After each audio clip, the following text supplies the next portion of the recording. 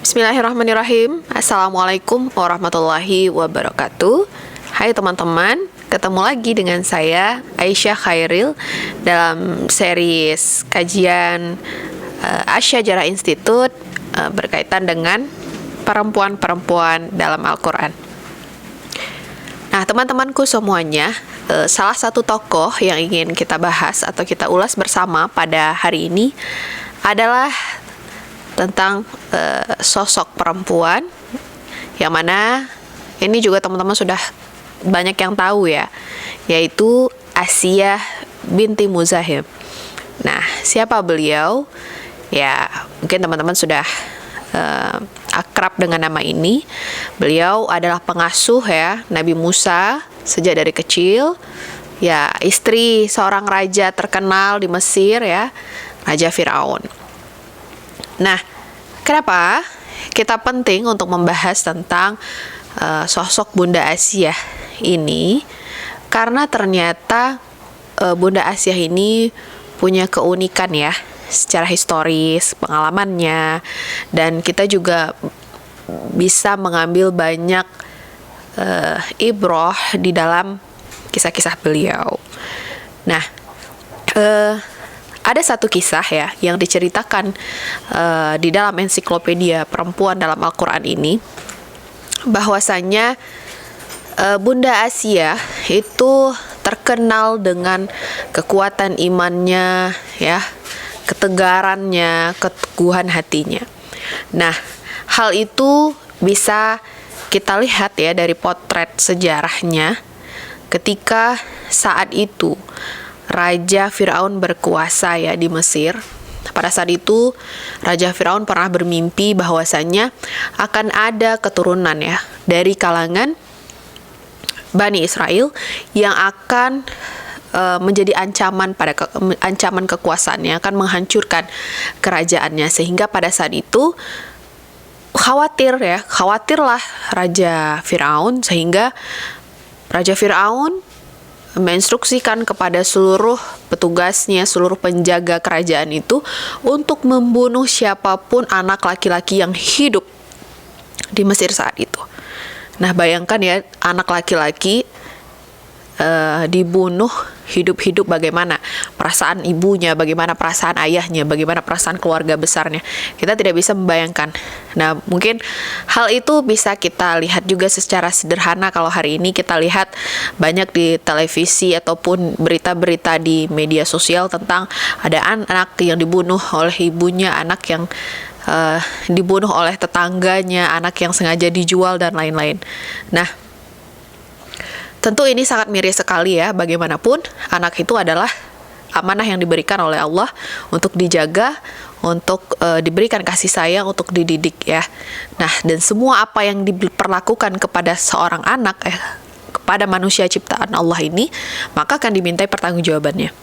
Nah, teman-temanku semua, bagaimana saat itu nasibnya Nabi Musa ketika semua anak laki-laki pada saat itu dibunuh? Nah, ibu Nabi Musa adalah ibu yang cerdas ya, sehingga pada saat itu timbullah inspirasi untuk menghanyutkan ya Nabi Musa.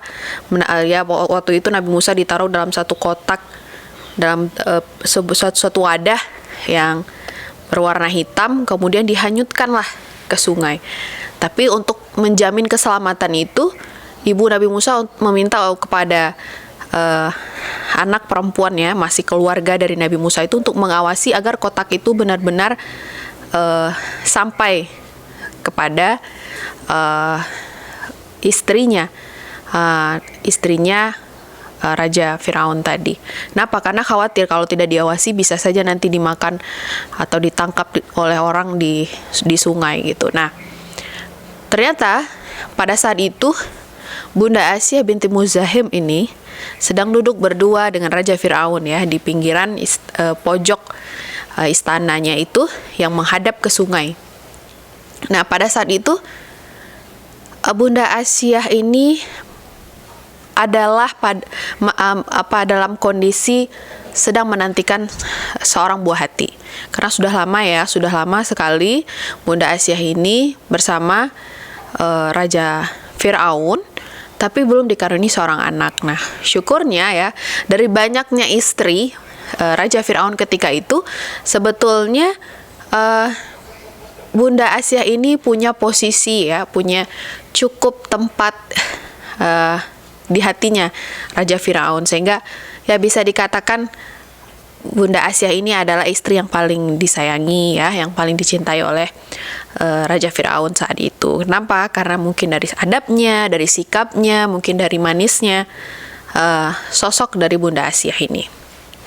Nah, pada saat itu Bunda Asyah melihat bahwa ada kotak ya, ada satu kotak, dan akhirnya meminta untuk pada pelayannya untuk mengambil kotak itu. Dan setelah dilihat, ternyata kotak itu berisi seorang bayi. Nah, seorang bayi. Nah, bagaimana perasaan seorang perempuan ya? Bisa kita bayangkan ketika sudah lama menantikan gitu ya, seorang bayi sudah berdoa, kemudian meminta, berusaha ke sana kemari, dan kemudian tiba-tiba datanglah seorang bayi. Nah, sehingga pada saat itu Bunda Asyah beranggapan bahwa oh, ini adalah jawaban doanya yang langsung turun dari langit. Nah, gitu. Jadi bayi ini seakan-akan turun dari langit untuk menjadi pelipur laranya, menjadi jawaban atas doa-doa yang dipanjatkan. Nah, pada saat itu Raja Firaun kaget ya, kaget loh. Kok masih bisa ada bayi laki-laki gitu? Padahal semuanya bayi laki-laki di daerah ini sudah dibunuh gitu. Kenapa bisa kecolongan ya gitu ya? Dan pada saat itu Bunda Asyah mulai khawatirkan karena melihat bahwa ada kekhawatiran yang ada pada dirinya, pada diri Raja Firaun. Sehingga pada saat itu ketika Bunda Asyah menatap bayi itu sendiri, yang mana itu adalah Nabi Musa, ada ketuduhan gitu ya, ada kebahagiaan gitu, karena ternyata bayi ini bukan sembarangan bayi ya. Mungkin kalau kita lihat bayi, wah lucu ya gitu ya rasanya, tapi Bunda Asyah melihat bahwa bayi ini dari matanya berbinar, senyumnya gitu kan, jadi kayak sayang aja gitu ngelihat bayi ini, cinta aja gitu bawaannya ngelihat bayi ini. Nah, pada saat itu disitulah diplomasi terjadi ya. Itulah perannya Asyah binti Muzahem digambarkan dalam sejarah, bahwa saat itu Bunda Asyah mulai melobi, meminta kepada Raja Firaun agar anak ini diasuh saja. Kita angkat anak ini menjadi anak kita. Nah kan, kalau misalkan anak ini didawat dalam kerajaan, di bawah pengasuhan Raja Firaun dan Asyah, nah tentu ini akan bisa menjadi penerus kerajaan. Nah, itulah pikiran Bunda Asyah pada saat itu. Nah, tapi apakah Raja Firaun waktu itu langsung mengikuti dan mengiyakan permintaan Bunda Asyah binti Muzahem? Tidak. Tidak semudah itu ya. Nah, begitulah kerasnya Raja Firaun, sehingga butuh berkali-kali lobby ya, diplomasi, sehingga sampai pada saat itu ada satu kejadian bahwa Bunda Asyah ini meyakinkan Nabi Musa ini masih kecil, masih bayi, dia belum mengerti apa-apa gitu, jadi dia tidak mungkin akan menghancurkan kerajaanmu gitu ya, dia tidak mungkin akan melawanmu gitu. Nah, ini akan kita angkat jadi anak kita begitu ya, menjadi penerusmu, begitulah bahasanya. Nah, tapi waktu itu Raja Firaun juga tidak meyakini gitu kan. Bahkan di dalam ensiklopedia Al-Quran ini, ensiklopedia perempuan ini dijelaskan bahwa seandainya saja gitu ya, Raja Firaun itu mengakui sedikit saja di hatinya itu bahwasanya Nabi Musa kecil ini ya, Nabi Musa yang dalam kondisi masih bayi ini benar-benar menarik hatinya, maka mungkin pada saat itu Allah akan memberikan hidayah kepada Raja Firaun. Tapi apa yang terjadi? Justru Raja Firaun tetap bersikeras gitu dengan dirinya, bahwa dia tidak mengakui bahwa bayi ini menarik bagi dirinya gitu. Dan sehingga pada saat itu Bunda Asyah bilang begini, nah seandainya kamu tidak percaya gitu ya, kalau bahwa bayi ini tidak mengerti apa-apa gitu, nah akan akan coba kita lihat. Jadi pada saat itu ada satu percobaan lah ya, ada satu uji bentuk uji coba gitu. Ada bara api sama kalau ada satu benda gitu ya. Nah pada saat itu kalau misalkan bayi ini memilih bara api, maka berarti bayi itu nggak ngerti apa-apa. Nah pada saat itu malaikat menghembuskanlah bekas bara api ini ke tangannya Nabi Musa, sehingga pada saat itu menjadi pembuktian, oh ya bayi ini, Nabi Musa ini belum ngerti apa-apa nih. Itu adalah suatu kuasa Allah ya lewat malaikat gitu. Nah teman-temanku, dan pada akhirnya luluh juga lah gitu Raja Firaun ini, karena usaha yang begitu luar biasa ya dari Bunda Asyah ini. Nah dari situ kita tahu bahwa ternyata perempuan itu jago diplomasi ya, jago juga gitu, harus memiliki jiwa tidak pantang menyerah dan lain-lain. Nah pada saat itu ketika Nabi Musa sudah dalam asuhan kerajaan, ternyata memang betul ya bahwa apa yang dimimpikan oleh Raja Firaun pada saat itu justru itu memang betul-betul terjadi. Justru Nabi Musa itulah yang sebetulnya menjadi ancaman bagi kerajaan Raja Firaun itu sendiri. Nah, kisah kedua yang menarik lagi adalah pada saat itu ada kemarahan ya, ada kemarahan dari Raja Firaun pada saat itu ketika mengetahui bahwa Nabi Musa ini membawa ajaran Islam gitu ya. Dan dia tidak mempercayai Raja Firaun sebagai Tuhannya. Itu sangat marah, sangat naik pitam sekali Raja Firaun, sehingga pada saat itu mengancam untuk membunuh Nabi Musa gitu. Nah akhirnya muncul lagi kekhawatiran dari Bunda Asyah, wah kalau misalkan Nabi Musa ini dibunuh bagaimana nih gitu ya, bagaimana nih gitu. Nah akhirnya pada saat itu karena sudah lama dengan Nabi Musa gitu, pasti akan ada kedekatan secara emosional ya, kedekatan spiritual juga, masih ada perjalanan itu yang membuat akhirnya Bunda Asyah ini semakin kuat, semakin teguh imannya. Nah bahkan pada saat itu Raja Firaun itu yang awalnya tidak tahu tentang keimanan dari istrinya, akhirnya jadi tahu bahwa ternyata istrinya Asyah binti Muzahim ini menyembah Tuhan yang disembah oleh Nabi Musa, sehingga pada saat itu sangat marah sekali Nabi Musa, sehingga pada saat itu Raja Firaun ya, Raja Firaun yang pada saat itu marah sekali kepada istrinya, akhirnya meminta kepada semua petugas ya, kepada tentara-tentaranya bahwa untuk mendirikan tiang pancung gitu lah, 4 tiang pancung untuk membunuh istrinya ini gitu. Bayangkan ya, kalau misalkan sekarang kita lihat di beberapa berita ada suami yang tega bunuh istrinya, wah ternyata dulu udah kejadian lebih awal gitu, bahwa ada loh seorang raja yang membunuh istrinya gitu. Nah pada saat itu disiksa. Kenapa? Karena meminta agar supaya Asyah binti Muzahim ini mau mengakui Raja Firaun sebagai Tuhan dan tidak meyakini atau tidak mengimani Tuhannya Nabi Musa. Tapi Asyah binti Muzahim tidak mau. Dia tetap teguh dengan keimanannya, dia tetap teguh akan keyakinannya bahwa dia meyakini yang benar itu adalah Tuhan yang disembah oleh Nabi Musa gitu kan.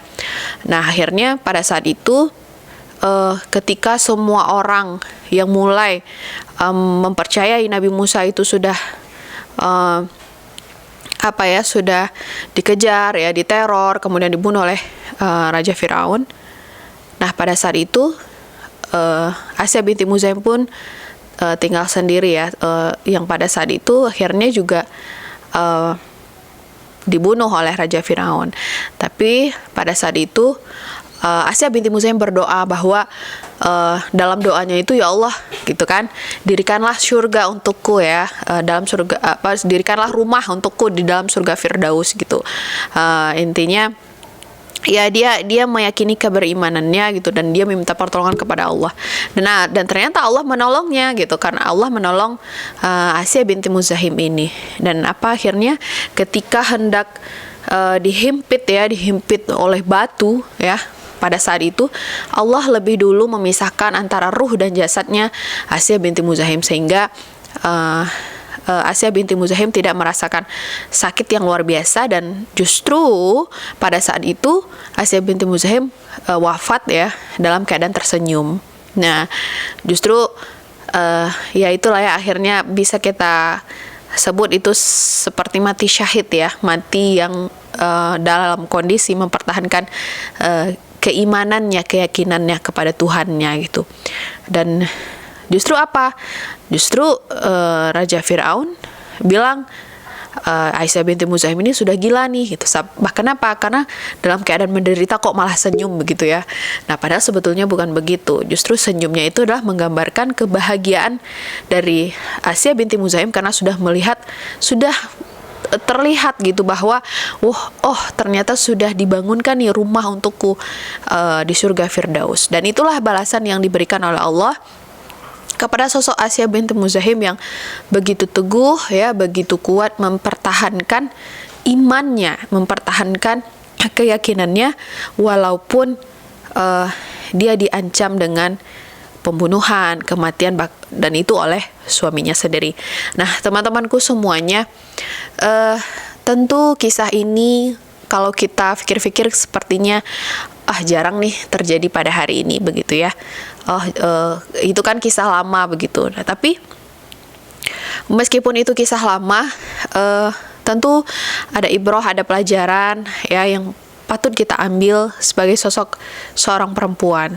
Hari ini mungkin kita ada menemukan keluarga, sahabat, teman kita ya, masyarakat kita yang bisa saja dia setia mendampingi suaminya gitu ya, belum diberikan misalnya takdir baik berupa keturunan gitu ya, tapi di sini kita melihat bahwa segala takdir ya, segala keputusan yang diberikan oleh Allah itu pasti ada maksud baiknya. Nah, tinggal bagaimana kita menyikapi, bagaimana kita bersikap atas semua takdir-takdir yang Allah berikan.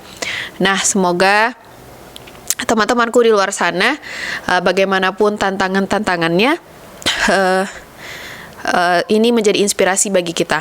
Nah, kisah Asiyah ini dapat kita temukan di dalam Quran surat Al-Qasas ayat 7-13, dan mungkin itu menjadi pengingat bagi kita untuk bisa kita baca, kita resapi, dan kita tadaburi.